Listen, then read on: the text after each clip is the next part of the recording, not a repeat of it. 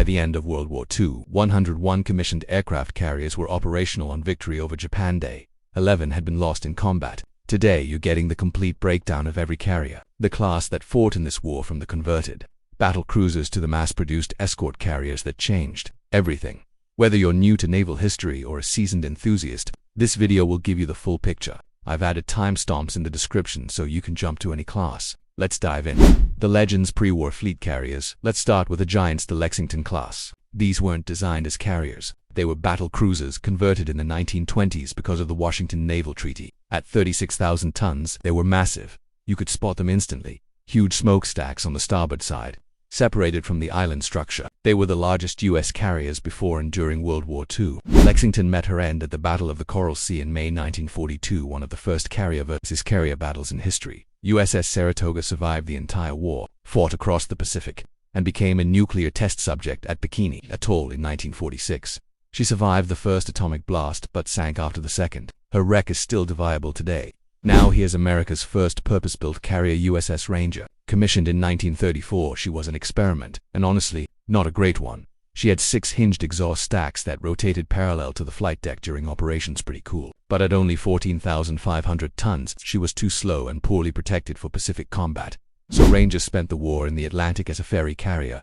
Her moment of glory. Operation torched the Allied invasion of North Africa in 1942, where her aircraft struck Vichy French forces. After October 1943, she became a training carrier. Scrapped in 1947, this is where American carrier design truly matured. The Yorktown class, 19,500 tons of cutting-edge naval engineering. These ships fixed Ranger's problems and became the first truly modern U.S. carriers. The signature feature, that combined island and smokestack design, clean, efficient, deadly. 3 ships, Yorktown, Enterprise, and Hornet, they carried the entire weight of the Pacific War in 1942. Hit-and-run raids on Japanese islands. The Doolittle raid in April, Battle of the Coral Sea in May.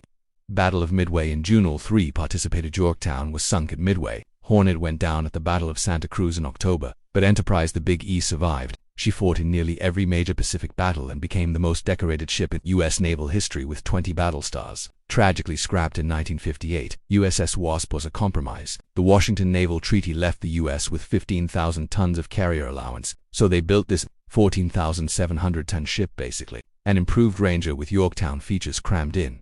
She made history with the first ever deckage elevator design, still used on carriers today, but Wasp was fragile. After helping the Royal Navy in the Atlantic, she transferred to the Pacific in 1942. In September, near the Solomon Islands, a Japanese submarine put 3 torpedoes into her. She sank within hours. The game changers, now we're talking. The Essex class, 27,000 tons of American industrial might, free from treaty restrictions. The Navy designed the ultimate fleet carrier. Bigger air groups, better protection, deckage elevators, and that distinctive smaller island with the 4 twin 5-inch gun mounts on the flight deck. 20-6 were ordered, 24 were built, 17 were commissioned before the war ended, and 14 saw combat. There were 2 variants: short hull, 872 feet overall length, long hull Ticonderoga subclass, 8 feet with a clipper bow for better seakeeping and more anti-aircraft guns. 7 long hulls were commissioned during the war for saw combat: Ticonderoga, Randolph, Hancock, and Shangri-La. Here's the remarkable part: none were sunk. Many were damaged. Franklin and Bunker Hill were nearly destroyed by kamikaze attacks, but superior damage control and solid construction saved them.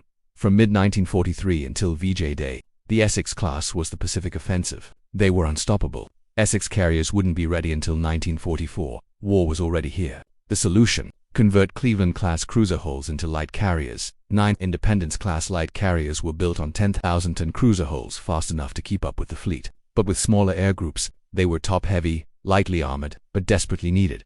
Visual quirks: originally no island planned, but they added a small one anyway, for exhaust stacks rigged to the starboard side. Out of the way, all 9 were commissioned in 1943. They fought alongside the Essex class throughout the Pacific. Only USS Princeton was lost sunk at the Battle of Leyte Gulf in October 1944.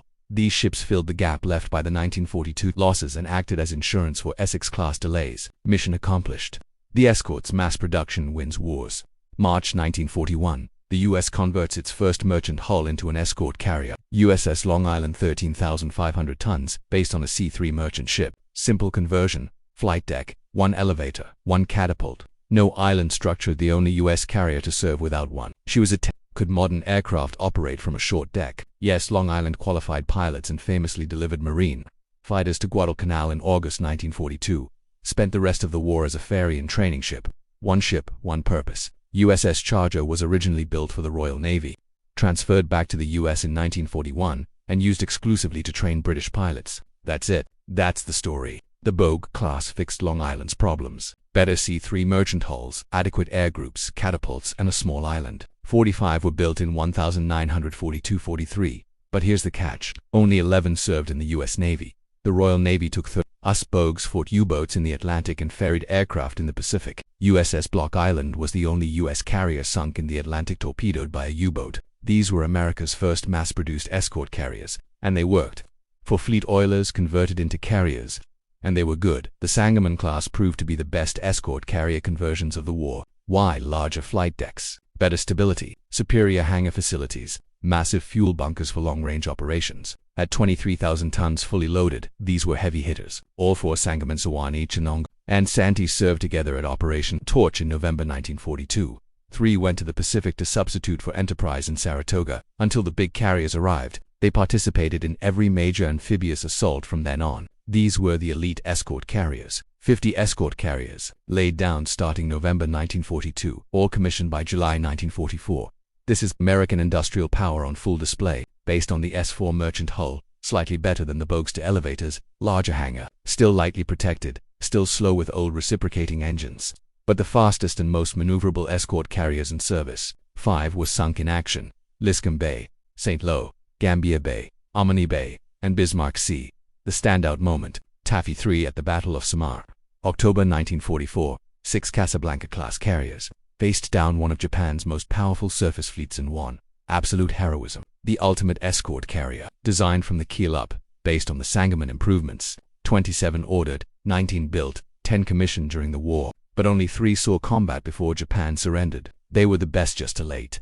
2 ships you've probably never heard of, USS Wolverine and USS Sable Sun, at paddle wheel, carriers operating on Lake Michigan out of Chicago. Converted from passenger liners, these freshwater carriers had flight decks but no hangars. They trained 17,000 pilots, operating 7 days a week. The Corn Belt fleet was scrapped after the war, but their contribution was invaluable.